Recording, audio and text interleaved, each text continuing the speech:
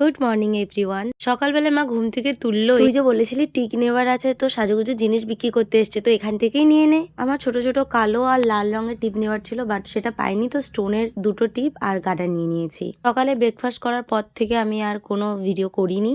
একেবারে বিকেলে গানের রিহার্সালে যাওয়ার সময় ব্লগটাকে আবার কন্টিনিউ করছি, কারণ আগের দিন রাত থেকে আমার প্রচন্ড শরীরটা খারাপ। কারণ আগের দিন রাতে আমি ডিনারে ভুল করে বেগুন দেওয়া তরকারি খেয়ে ফেলেছি, ফলে আমার অ্যালার্জি অ্যাটাক হয়ে গেছে। সারা রাত আমি ঠিক করে ঘুমোতে পারিনি, শরীর এত খারাপ। সকাল থেকেও আমার শরীরটা এতই খারাপ লাগছিল যে আমি কিছুই করতে পারিনি। বিকেল দিকেও যে আমার শরীর খুব একটা ভালো ছিল তা কিন্তু নয়, কিন্তু আমার প্রোগ্রাম আছে সামনে, তো আমাকে রিহার্সালে যেতেই হতো। শরীর খারাপ থাকলেও যে মন খারাপ থাকতে হবে তা তো কোনো মানে নেই, তাই সাজুগুজু করে একটু আমি গেছিলাম গানের ক্লাসে। প্রেজেন্টেবল থাকাটা খুবই ইম্পর্টেন্ট লাইফে। তো আমি বসে বসে ফার্স্টে গানই শুনছিলাম, কারণ একটা দিদিভাই অনেক দূর থেকে আসে, উনি এখানে রিহার্সালে এসছেন, প্রোগ্রাম আছে তারও। তো একটু রিহার্সালের গান শুনেই নাও।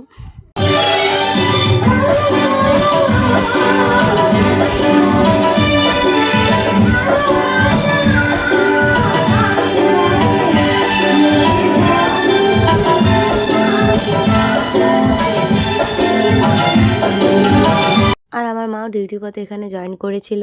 মা কি জানি এখন মন দিয়ে ফেসবুকে কি গল্প নাকি পড়ছে। আসলে মা গল্প পড়তে ভীষণ ভালোবাসে। রিহার্সাল কমপ্লিট করে আমরা বেরিয়ে পড়লাম বাড়ি যাওয়ার জন্য। সেদিনে না বেশি গান করতে পারিনি, বললাম না শরীরটা খুবই খারাপ লাগছিল। আমরা বাড়ি না গিয়ে এসেছি বাবার দোকানে, আর আমার মা এখানে বসে বসে চা খাচ্ছে আর সবাই মিলে আড্ডা দিচ্ছে। আর আমি তো চা খুব একটা খাই না, খেলে মায়ের হাতে লিকার চা খাই। তো আমি এখানে একটা ব্যাগে অ্যাপেল ছিল, বাবা আমাকে অ্যাপেল দিয়ে দিয়েছে, তো সেই অ্যাপেলটাই বসে বসে খাচ্ছিলাম আর গল্প করছিলাম। আমি চেষ্টা করি যথাসম্ভব বাইরের খাবারটাকে অ্যাভয়েড করা যত যাই আর কি।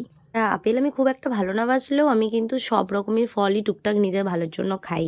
আমরা বাবার দোকানে আড্ডা দিয়ে চলে গেছিলাম বাড়িতে গিয়ে মা সন্ধে দিল, কারণ সন্ধে পড়েনি। তারপর চলে এসেছিলাম মামা বাড়িতে।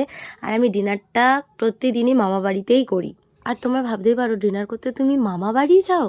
আরে আমার বাড়ি, মামা বাড়ি, আমার মাসির বাড়ি সব একদম একই পাড়াতে, 2 মিনিটের রাস্তা। আমি প্রতিদিনই যাই। তাদের না দেখলে আমার মন খারাপ লাগে, আর আমাকে তাদের না দেখলে তাদের আরো মন খারাপ হয়ে যায়। বাই দ্য ওয়ে, তোমাদের ছোট্ট করে একটু মেমোরি টেস্ট করি। কাল রাতে কি কি ডিনার করলে অবশ্যই কমেন্ট করে জানিও, দেখি তোমাদের কেমন মনে আছে।